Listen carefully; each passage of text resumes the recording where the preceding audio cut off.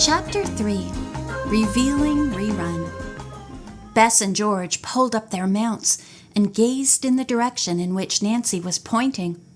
Caught on some hillside bushes was a large piece of white cloth. "That could be a parachute," Nancy stated. She urged her horse into a lope and headed for the spot. Bess and George followed close behind. "It is a parachute!" George exclaimed. "Do you think somebody is under it?" The three girls dismounted and tethered their ponies. They walked forward. The parachute was spread unevenly across the ground and a couple of low bushes. Fearfully, Nancy and George lifted it. Bess had turned her back and closed her eyes. She waited for the others to tell her what they had found. George winked at Nancy, then said, "Oh my goodness, there's a dinosaur under here." Bess turned around sheepishly. Okay, she said. "Is anything under there?" "Nothing," Nancy replied. Her attention returned to the parachute. "I'm sure that whoever landed in this chute wanted to do so without being spotted," she said. "Then he managed to do just that," George remarked. "If anyone around here had seen a parachute coming down, we certainly would have heard about it." "That's not what puzzles me," Nancy replied. "At night, a chute is hard to spot, but after landing, why didn't the jumper gather up the canopy and bury or hide it in the brush? Why leave it spread out across the ground for anyone to see?" "Maybe he was scared off," Bess suggested. "Yes," Nancy agreed. "Possibly the sound of a horse or car approaching caused him to panic." "Then," George added, "he ran off and forgot about hiding his chute." Bess walked around. Some distance on the far side of the parachute, she discovered two narrow tracks with heel marks. After studying them a moment, she concluded that the parachute had dragged the flyer backward a few feet. She called to the other girls to come and look. Bess explained what she thought the marks indicated. "Good for you," Nancy said. "I'm sure you're absolutely right." Bess now ran ahead beyond the heel marks, but could see nothing more to explain what had happened. Meanwhile, Nancy and George searched the area around the chute, but found no shoe marks. Bess returned to say she had discovered nothing. "This is strange," Nancy said. "How did the chutist get away from here?" She got down on her knees and examined the earth carefully. At last, the young sleuth detected a slightly matted path and, a few feet beyond it, imprints of cowboy boots. She called the others. Instantly, George said, "The parachutist must have removed his boots and walked for a distance in his stocking feet before putting his boots back on. The imprints don't go far because the ground is hard." Nancy nodded. "These footprints, by the way, look exactly the same as the ones I found at Roger Payne's plane. I'm going to measure these." She hurried back to her pony and opened the saddlebag. She took out her camera, a tape measure, and a notebook. Then the young sleuth rejoined her friends. Nancy focused the camera on the boot prints, taking several close-ups from different angles. She handed the camera to Bess and requested her to take some snapshots of the parachute. "Okay," Bess said. "I'll try it from the top, from far away, and close by." While she was gone, George made various measurements of the cowboy boot prints with the tape measure. Nancy wrote them in her notebook, then drew a little sketch. George remarked, "It's lucky we found these prints before rain washed them away."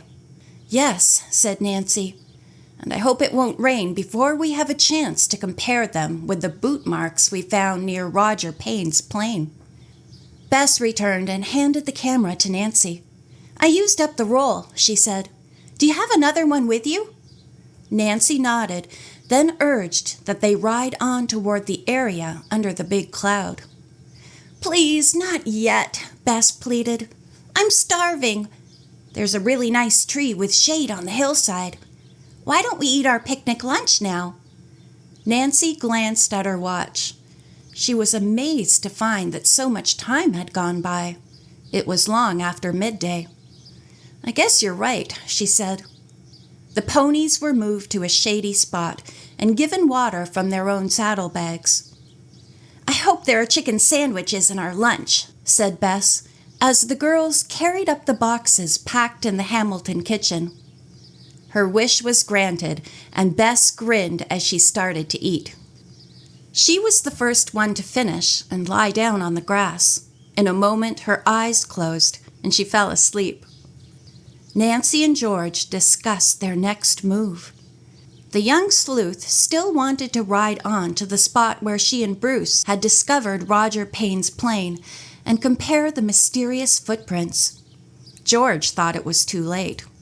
"We're a long way from there and couldn't get back to the ranch until after dark," she objected. Another thought came to Nancy. "Perhaps we should ride to Excello and report what we found here," she said. "Maybe someone at the school will know the shootist." George leaned over and shook Bess. "Wake up, sleepyhead," she said. "Detectives don't take naps while working."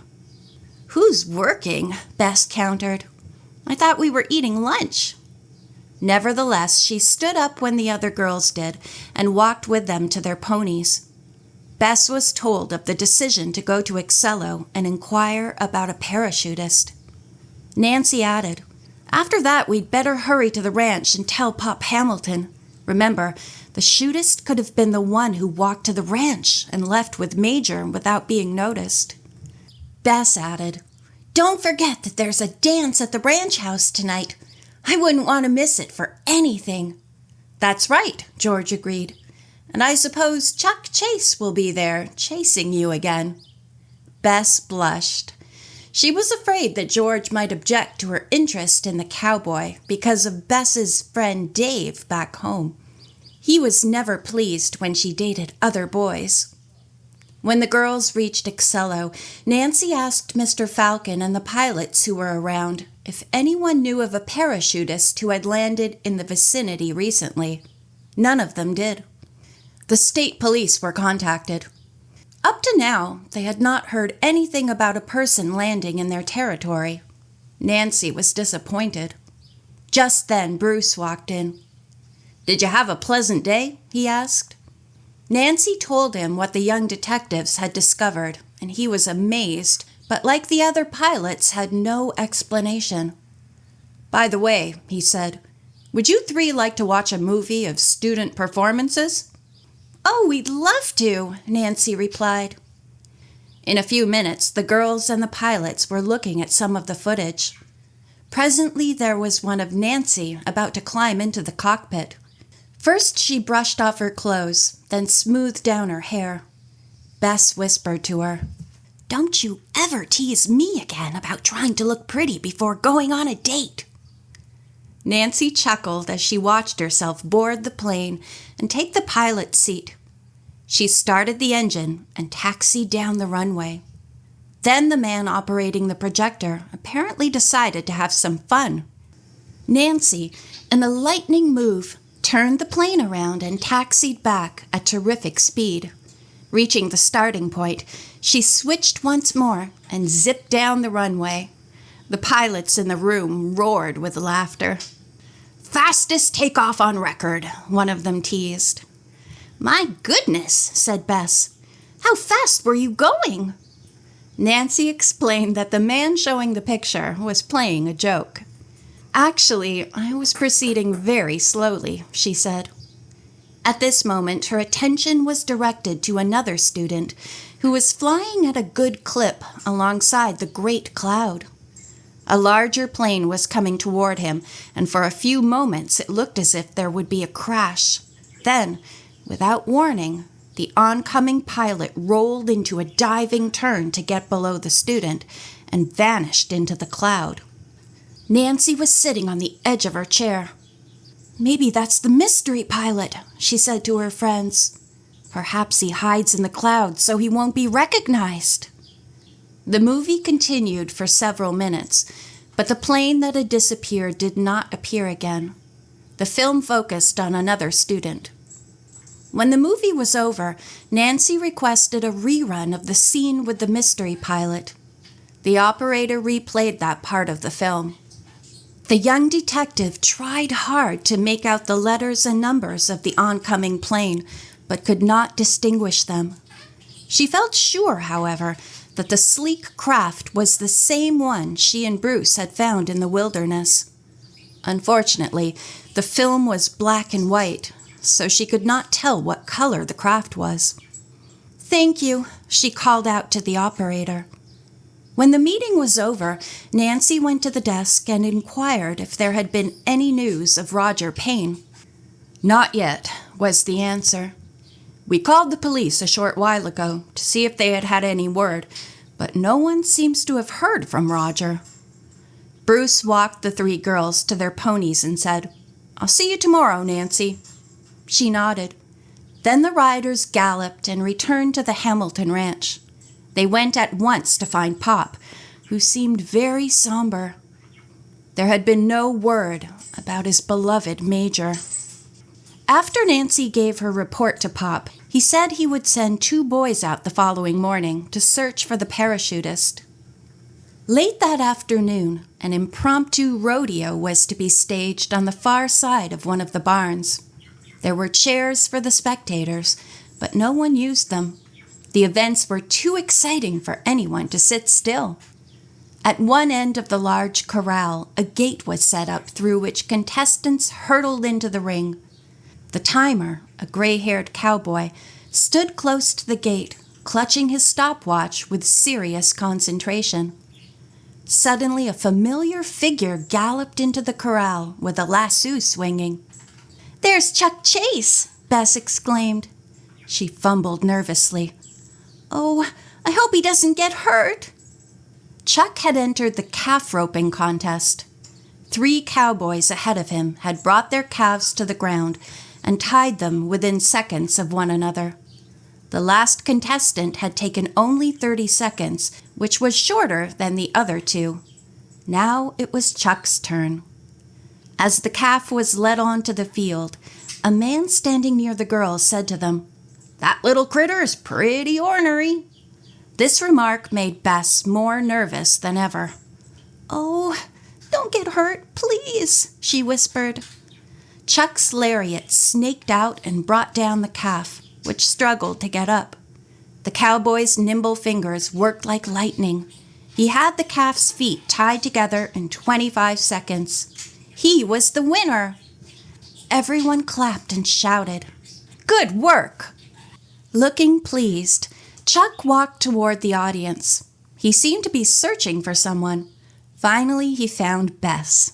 Taking off his sombrero, he tossed it directly at the girl, matador style. Bess was so flustered, she blushed a deep red. She knew the gesture meant, "I choose you as my lady." Nancy and George clapped and laughed, but tears of happiness rolled down Bess's cheeks.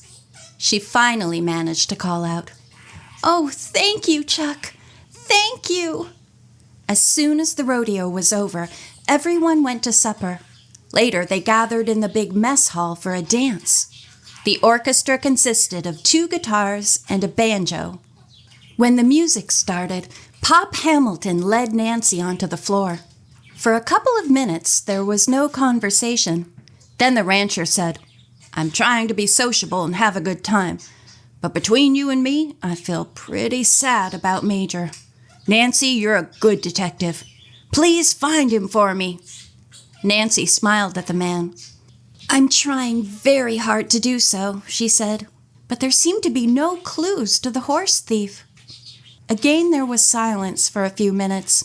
Then, as the music was about to stop, Pop said, "This afternoon I received a strange phone call, Nancy. For hours I have been debating with myself whether or not I should tell you what the message was." "Is it bad news?" Nancy asked quickly. "If you mean trouble at home, the answer is no," Pop replied. "Then what is it?" "Oh, well, I might as well tell you.